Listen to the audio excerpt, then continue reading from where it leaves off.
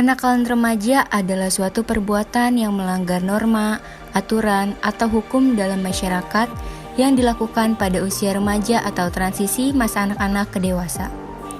Kenakalan remaja merupakan gejala patologi sosial pada remaja yang disebabkan oleh suatu bentuk pengabaian sosial yang pada akhirnya menyebabkan perilaku menyimpang. Kenakalan remaja meliputi semua perilaku yang menyimpang dari norma-norma dalam masyarakat, pelanggaran status maupun pelanggaran terhadap hukum pidana. Pelanggaran status seperti halnya kabur dari rumah, membolos sekolah, merokok, minum minuman keras, balap liar, dan lain sebagainya. Pelanggaran status ini biasanya tidak tercatat secara kuantitas karena bukan termasuk pelanggaran hukum.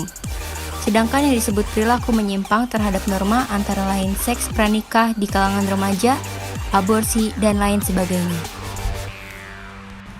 Menurut penelitian yang dilakukan Balitbang Departemen Sosial 2002, Hamzah 2002, Prahesti 2002, mengindikasikan bahwa kematangan emosi pada remaja yang masih labil merupakan salah satu faktor terjadinya kenakalan remaja.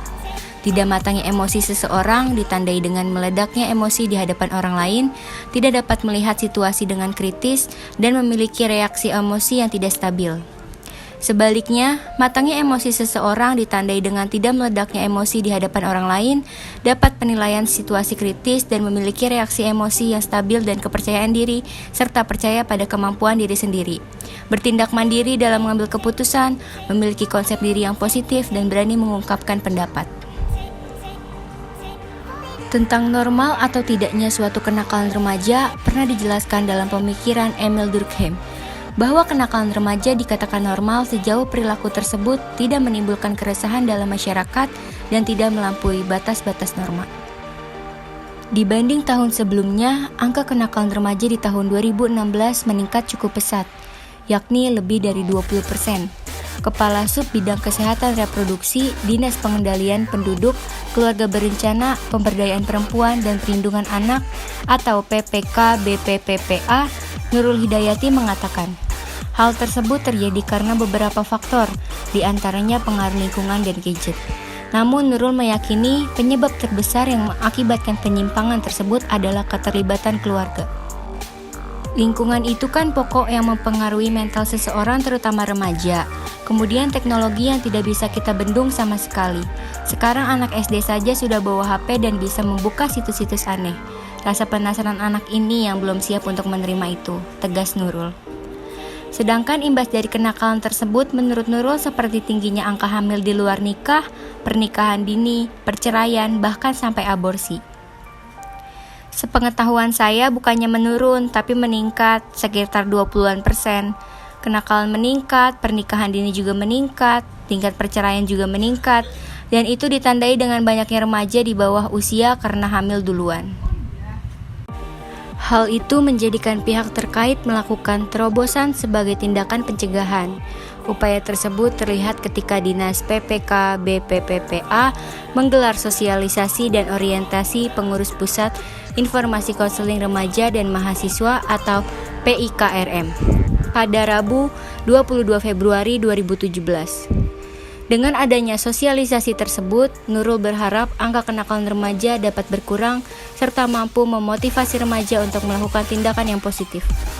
Faktor yang sering terjadi yaitu kurangnya sosialisasi dari orang tua ke anak mengenai nilai-nilai moral dan sosial, kurangnya pengawasan terhadap anak, baik aktivitas, pertemanan di sekolah ataupun di luar sekolah, dan lainnya.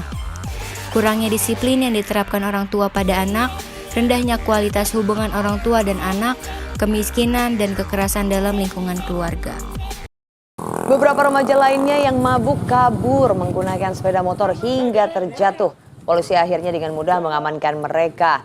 Dari lokasi razia, polisi menemukan beberapa plastik bekas minuman keras dan obat batuk yang dijadikan bahan oplosan miras. Kalau kamu nggak mabuk, coba Pancasila, orang Indonesia kan? Ya. Ya udah coba Pancasila. Pancasila satu Masa untuk Pancasila semua. gitu? Siap. Siap dong. Nah, Siap. Pancasila gimana? Pancasila. Satu untuk Siap. semua. Coba. Pancasila. Pancasila satu untuk semua. Dua beradil dan beradab. Tiga kemanusiaan yang beradab. 4 kemanusiaan yang beradab katanya. Kata siapa?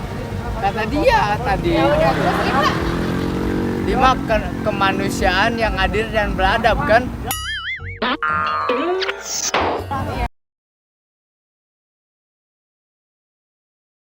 Sebenarnya awalnya dari gua SMP sih sebenarnya gitu. Dimulai dari ya menuju dari kelas 8 ke kelas 9 gitu. Gua kalau secara pribadi gue juga ngerasa jadi korban gitu. Walaupun ya kita nakalnya bareng-bareng lah gitu kan, kasarnya gitu. Dimulai dari kayak hal simpel kayak teman-teman gue pada ngerokok gitu kan. Terus kayak gue mulai coba-coba gitu kan. Kalau rokok menurut gue masih basic lah gitu kan, anak-anak laki gitu kan. Yang mungkin orang tua juga masih bisa ya mewajarkan lah gitu, kayak mungkin lihat dari sudut pandang bapaknya juga, bapaknya yang ngerokok gitu, anaknya ngerokok juga santai gitu. Di zaman dulu gue ya, kalau di zaman dulu gue kayak gue jarang pulang gitu, terus di saat gue jarang pulang juga kayak gue di pantai aja sudah jam 12 masih pakai seragaman gitu, bawa botol, ya lu paham lah botol apa gitu kan. Ya pokoknya hidup udah be like free like Amerika aja gitu, udah nggak ada batasan peraturan, norma agama segala macam. Fakta buat gue zaman dulu gitu. Terus juga kayak seks bebas, terus juga gue warawiri tawuran. Kalau menurut gue pribadi sih faktornya yang pertama ada 2 faktor sih. Yang pertama dari internal, yang kedua dari eksternal gitu. Kalau yang dari eksternal secara langsung kayak ke pribadi gue bersama keluarga gitu, kayak keluarga gue kurang bisa ngasih gue perhatian lebih gitu kan, karena gue kan 4 bersaudara kan gitu. Udah gitu gue anak kedua, adik gue 2 gitu, jadi nyokap ke bokap gue tuh lebih ke adik gue. Terus yang kedua faktor eksternal ya dari balik lagi tadi ke omongan yang pertama gitu, dari teman-teman gue itu sendiri gitu, lingkungan lah. Ya, berarti faktor lingkungan pertemanan ya di sini ya. Ya karena kita diwadahin sama banyak orang gitu, nggak cuma 1 orang gitu kan. Kita diwadahin dengan banyak orang dan kita ngerasa kayak kita jadi solidaritas gitu, dengan dibawa dengan MLB kata respect gitu. Jadi kita rame-rame ngerasa ya gue nggak sendiri kok gitu, gue banyak teman-teman gue gitu. Jadi seakan gue kenapa-napa ya banyak yang bantuin teman-teman gue gitu. Berarti kasarnya hubungan dalam teman-teman abang juga baik gitu karena hal itu, karena semuanya juga kayak begitu kasarnya gitu ya. Karena satu frekuensi lah gitu kan. Satu permainan lah ya, satu tongkrongan lah bahasa kasarnya. Yang pertama sih menurut gue gitu sih, kayak setelah gue lulus SMA gitu kan, kayak otak gue lebih terbuka gitu kan dengan dunia luar lah gitu. Kayak dulu gue dari masa SMP ke masa SMA kan otak gue cuman main gitu. Intinya hati gue seneng gitu kan ya, karena balik lagi faktor internal gue di rumah sumpah gue keluar gitu kan. Namanya titik balik gue itu di saat gue kuliah, kayak gue ngeliat dunia luar gitu. Kayak di dunia luar tuh nggak cuman lu perkara lu bandel gitu doang gitu. Berarti banyak arah gitu lu menuju buat lu ke depan dewasaan lu gimana. Berarti lu udah lebih terbuka lagi lah bang ya, dengan lu sudah lulus SMA sekarang lu lebih melihat dunia luar tuh kayak gimana, lebih memahami lagi bahwa kehidupan ini kayak gimana, dan itu yang udah lu lakuin. Iya, sebenarnya kalau lu tanya gitu sebenarnya masih proses juga gitu. Yang pertama kalau lu tanya titik balik gua setelah lulus SMA gitu, karena gua bisa ngelihat dunia lebih jauh lagi gitu, dan gue bisa ngeliat dunia lebih mata lagi. Oh, dunia tuh seperti ini gitu, nggak cuma dunia main, nggak cuma dunia hai gitu. Terus yang kedua juga ya puji Tuhan gitu, kok ya sekarang ini masih proses gitu. Proses dalam artian kayak sudah berubah gitu, tapi belum benar-benar 100% gue titik balik ke gue dulu, habit gue kayak SMP dulu. Berarti udah ya lumayan ya, bisa dibilang lumayan lah ya, udah. Iya, puji Tuhan. Oke, kalau gitu terima kasih ya bang ya atas thank you. waktunya. Sukses terus. Iya, buat lu juga sukses. Iya, siap.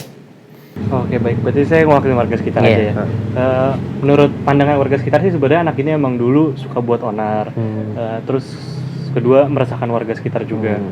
Tapi itu di zaman dia dulu mungkin pas sekolah masih SMA, SMP ke SMA.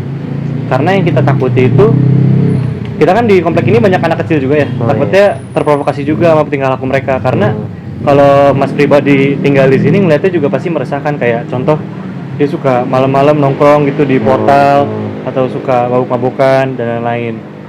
Terus juga kadang suka bawa perempuan ke dalam rumah pas orang tuanya lagi nggak ada. Nah jadi kan kita kan sebagai warga kayak sebenarnya pernah menegur dia, tapi mungkin dulu masih umurnya masih labil kali ya, jadi belum didengar. Tapi sih kalau saya ngelihat sekarang perkembangannya wah jauh pesat, karena mungkin udah bisa melek dunia apa itu hidup gitu dan lain-lain. Jadi sekarang sih lebih baik sih, udah lebih better. Syukur deh sih kalau gitu. Tapi terkait orang tuanya gimana Mas? Waduh, Terkait orang tua remaja ini. kayaknya orang tuanya itu di kampung deh. Kayak dia tinggal di sini sama neneknya doang, sama ibunya. neneknya. Bapaknya kayak udah nggak tahu kemana. Berarti emang ada permasalahan problem dalam Mungkin. keluarganya ya. Ya gosip keluarga sih gitu. Ya gitu. Oke deh, terima kasih banyak ya Mas ya atas waktu. Kenakalan remaja meliputi perilaku yang menyimpang dari norma-norma hukum pidana yang dilakukan oleh remaja. Perilaku tersebut akan merugikan dirinya sendiri dan orang-orang di sekitarnya. Faktor yang melatar belakangi kenakalan remaja dibagi menjadi dua kelompok, yaitu faktor eksternal dan faktor internal. Faktor internal berupa krisis identitas dan kontrol diri yang lemah. Sedangkan faktor eksternal berupa kurangnya perhatian dari orang tua, minimnya pengetahuan tentang keagamaan, pengaruh dari lingkungan sekitar, pengaruh budaya barat, serta pergaulan dengan teman sebaya dan tempat pendidikan. Untuk menanggulanginya, remaja harus bisa mendapatkan sebanyak mungkin figur orang-orang dewasa yang telah melampauinya dengan baik. Mereka yang telah berhasil memperbaiki diri setelah sebelumnya gagal pada tahap ini. Ya adanya hal-hal motivasi dari keluarga, guru, maupun teman sebaya itu juga merupakan hal-hal yang dapat mengatasi dari kenakalan remaja.